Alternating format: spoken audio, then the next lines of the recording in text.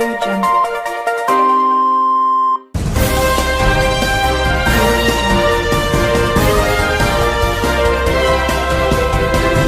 मैं वरिष्ठ नेत्र चिकित्सक हूँ।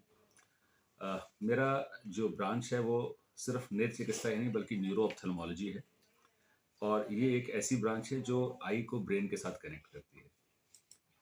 जहाँ तक आंखों का संबंध है, ये ईश्वर का मुझे लगता है सबसे अनमोल उपहार है और शायद इसी वजह से जितनी ये नाजुक चीज़ है उतनी ही केयर, उतनी सुरक्षा की ज़रूरत इनको भी है। और जहाँ तक मेरा अनुभव कहता है 25 साल का कि सबसे ज़्यादा सौतेला व्यवहार हम अपनी आंखों के साथ ही करते हैं। आज का ज़माना जो है वो मुख्यतः एक डिजिटल स्क्रीन का ज़माना है।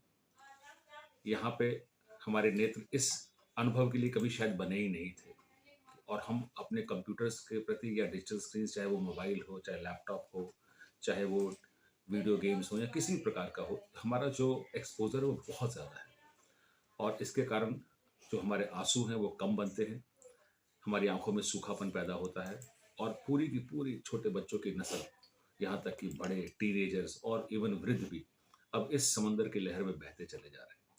इसको हम अपनी भाषा में कंप्यूटर विजन सिंड्रोम कहते हैं। ये एक ड्राई आई सिंड्रोम है और हमें शायद मालूम ही भी नहीं, और जब तक हम 15-20 सालों में संभलेंगे तब तक विनाशकारी लहर बहुत आगे बढ़ चुकी होगी। जहाँ तक सवाल है होली का और होली में रंगों का, तो जिस प्रकार के रंग हम आजकल इस्तेमाल कर रहे हैं वो बहुत ही एडल्ट्रेटेड रंग हैं और दुर्भाग्य की बात तो ये भी है कि एसिड के साथ साथ अब एल्कली रंग भी बहुत यूज होने लगे हैं जो कि बहुत ही विनाशकारी है। इस तरह के chemical reactions, alkali Burns, acid Burns हमारी आंखों की ऊपर की सतह को पूरी तरह से तबाह कर देते हैं और इसका प्रभाव बहुत सालों तक रहता है। ये भी तो एक सच है कि छोटे बच्चे जो रंग खेलते हैं उनको पता ही नहीं कि उनके हाथों में वाकई रंग नहीं, जहर है। सर, ड्राई आइज से बचाव किस तरीके से? सबसे पहले ड्राई आई के बचाव के लिए हमें रूल ऑफ 20-20-20 फॉलो करना चाहिए। दैट मीन्स अगर हम 20 मिनट्स तक किसी डिजिटल स्क्रीन पे काम करते हैं तो हमें 20 सेकंड्स के लिए 20 मीटर दूरी पे देखना चाहिए। अगर हम इस रूल को फॉलो करते हैं तो इससे हमारी आंखों को एडिक्वेट रेस्ट मिलेगा बीच बीच में और हम सजग हो सकेंगे। लेकिन उससे भी ज़्यादा ज़रूरी बात है कि हमें ये समझना खुद को ज़रूरी है कि हम अपनी ड्राई आई क्यों कर रहे हैं, हम ओवर एक्सपोजर कर रहे हैं, उससे हमको अपने आप को रोकना होगा। सर, जैसे आज के टाइम पे जो छोटे बच्चे होते हैं वो लोग मोबाइल वगैरह यूज़ करने लगते हैं, तो उन पे आप क्या कहेंगे? छोटे बच्चों को ये जो घूस की आदत है हमने खुद ही तो सिखाई है। जी, जी। अगर वो दूध नहीं पी रहे हैं तो मोबाइल देख लो, अगर वो खाना नहीं खा रहे हैं तो मोबाइल देख लो।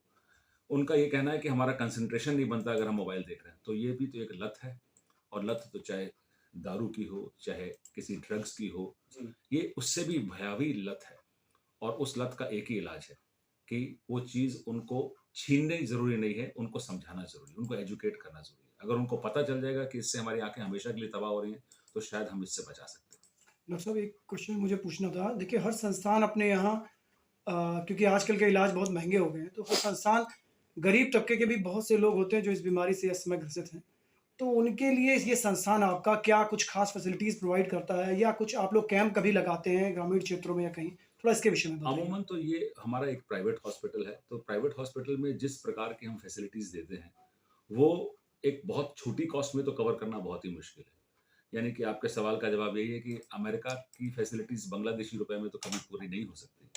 लेकिन हाँ, ये ज़रूर है कि अगर कोई वाक़ई गरीब है और अगर अगर वो वाक़ई पैसे से कमज़ोर है, तो ऐसा भी नहीं है कि हम उसकी मदद नहीं कर सकते। उसको हम ओपीडी के चार्जेज़, जैसे मेरे चार्जेज़ ₹500 हैं, अगर कोई ऐसा कहता भी है तो उसके लिए हम ₹200 या कभी-कभी निःशुल्क भी कर सकते हैं, ऐसा कोई। हाँ, ये ज़रूर है कि साल में हम 25 से 30 ऑपरेशन, जिनकी कि अमूमन कीमत 30,000 से ऊपर की होती है, वो हम सिर्फ़ 9,000 में करते हैं।